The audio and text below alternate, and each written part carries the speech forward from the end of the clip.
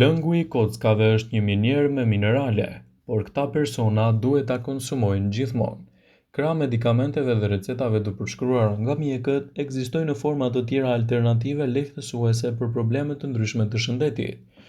Regjimi i rregullt shëndetësor, lëngjet ose çajerat e ndryshëm kanë efekte lehtësuese të organizmit dhe gjithmonë më shumë njerëzit po i afrohen drejt metodave natyrale. Një ndër to është edhe pirja e lëngut të kockave, që lehtësohet me përfitime të mira të paçmueshme për shëndetin. Një gotë me lëngun e kockave përmban 10 gram proteina, ndër të cilat më të rëndësishme kolagjeni.